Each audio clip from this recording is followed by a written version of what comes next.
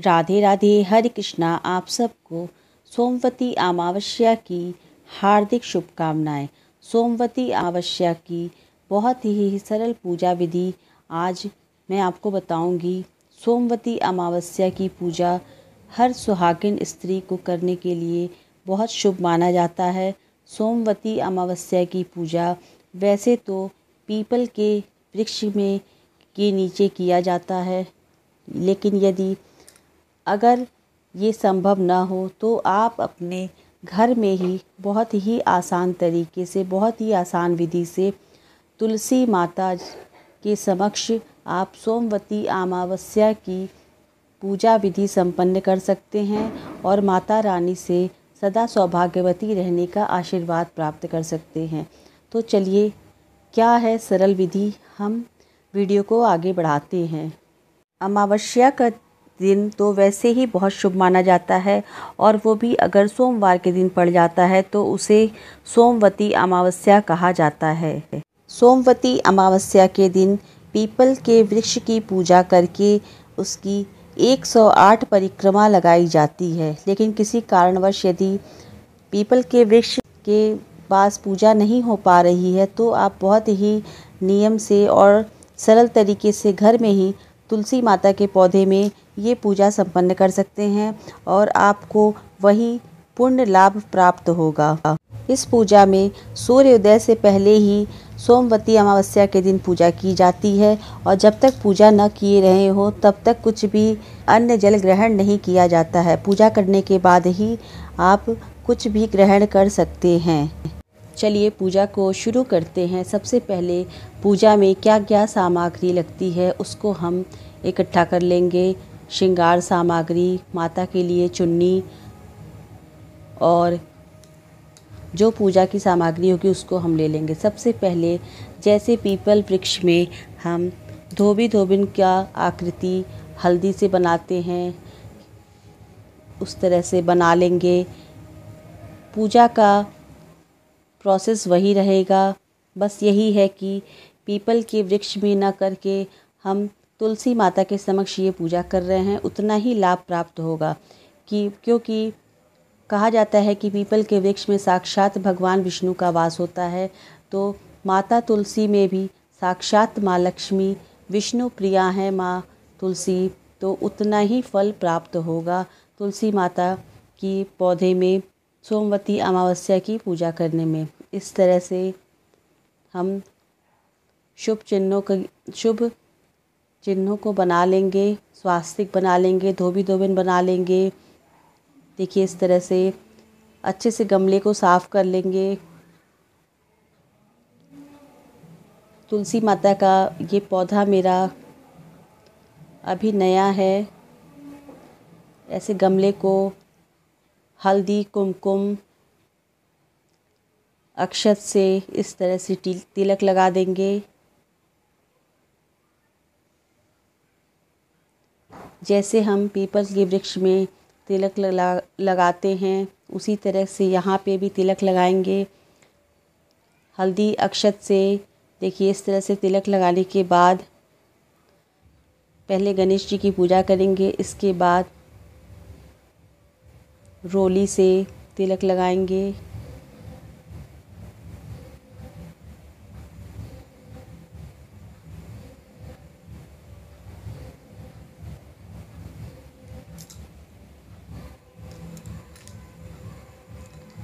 सोमवती अमावस्या की कथा सोमाधोबन से रिलेटेड है, इसीलिए ये आकृति बनाई जाती है।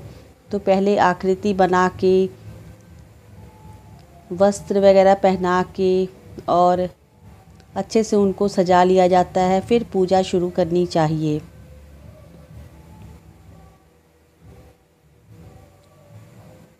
अब इसके बाद सबसे पहले सुबह सुबह जल चढ़ाएंगे। जो भी तुलसी माता का मंत्र आपको याद है आप उस मंत्र से जल चढ़ाएं, या फिर ओम नमो भगवते वासुदेवाय इस मंत्र से जल चढ़ाएं। जो आपने सोमाधोबन की आकृति बनाई है उनको सिंदूर लगाएंगे, तुलसी माता को सिंदूर लगाएंगे और फिर वही सिंदूर जो आपने लगाया है, आपके हाथों में लगा हुआ है, उंगलियों में, उसको आप अपने मांग में सजा लें। इससे माता रानी का आशीर्वाद प्राप्त होता है।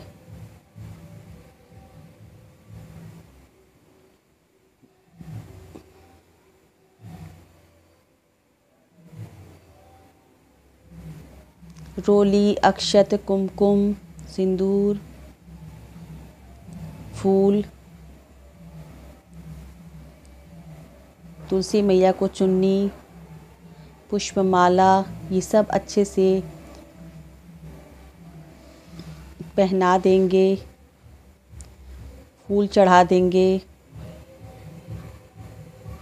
इसके बाद इत्र भी लगा देंगे, क्योंकि माता लक्ष्मी को इत्र बहुत प्रिय है, इसलिए इत्र ज़रूर लगाएंगे। देखिए इस तरह से तुलसी मैया तैयार हो गई हैं, बहुत सुंदर लग रही हैं।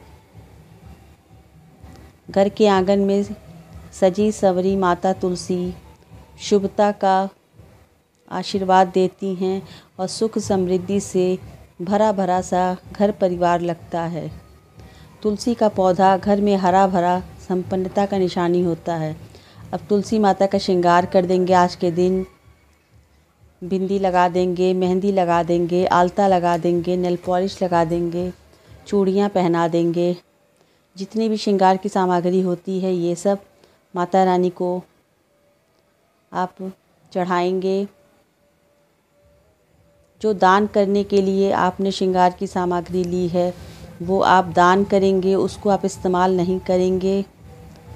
और कुछ अपने लिए आशीर्वाद रूप में ज़रूर चढ़ाएं, उससे माता रानी का आशीर्वाद प्राप्त होता है।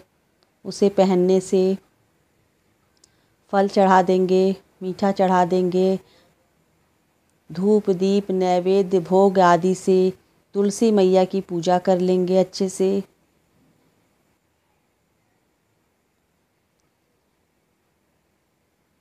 देखिए माता रानी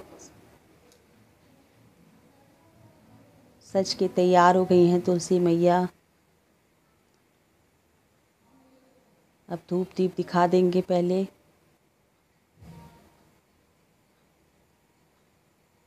कोई भी मंत्र आप बोल सकते हैं। तुलसी माता का जो प्रिय मंत्र है वो आप बोल सकते हैं। ओम नमो भगवते वासुदेवाय, इस मंत्र से आप पूजा करें, पूर्ण लाभ प्राप्त होगा। धूप दीप दिखा देंगे।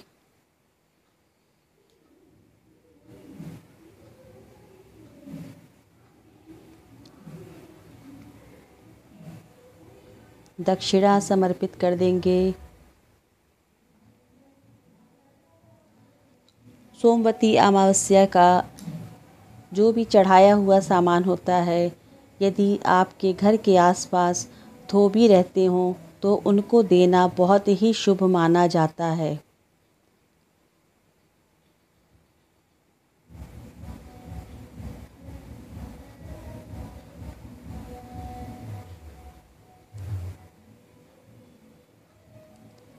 अब इसके बाद जैसे पीपल के वृक्ष में हम 7 बार रक्षा सूत्र लपेटते हैं, वैसे ही तुलसी माता के पौधे में भी हम 7 बार रक्षा सूत्र लपेटेंगे। ओम नमो भगवते वासुदेवाय मंत्र का जाप करते हुए 7 बार परिक्रमा करके ऐसे रक्षा सूत्र लपेट देंगे।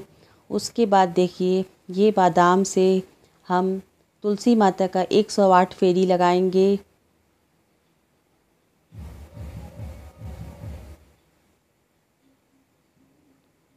ओम नमो भगवते वासुदेवाय, ओम नमो भगवते वासुदेवाय, इसी मंत्र से आप फेरी लगाएं तो भगवान विष्णु की कृपा प्राप्त होती है।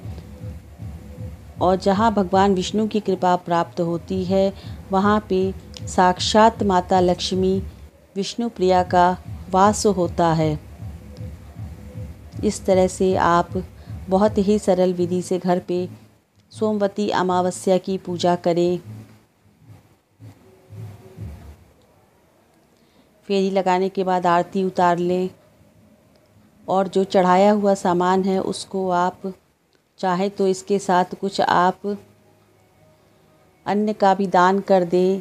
अमावस्या तिथि है, अन्न का दान महादान माना जाता है, तो इसलिए अन्न का दान भी और जो श्रृंगार की सामग्री है जिससे आपने फेरी लगाई है उसके साथ कुछ दक्षिणा लेकर आप ये ब्राह्मण को दे सकते हैं, या फिर अगर कोई धोबी हो तो ये बहुत ही उत्तम होगा। आप धोबी को दे दीजिएगा। अपने लिए भी कुछ श्रृंगार की सामग्री ज़रूर चढ़ाएं। कोई भी तीज त्यौहार हो, अगर वो त्यौहार माता रानी से रिलेटेड है, सुहाग से रिलेटेड है, तो अपने लिए कुछ भी ज़रूर चढ़ाएं और उसको आप स्वयं पहने, तो इससे आपको सदा सुहागन होने का आशीर्वाद प्राप्त होता है। और सोमवती अमावस्या की कथा इस प्रकार से है, इसको ज़रूर सुनें।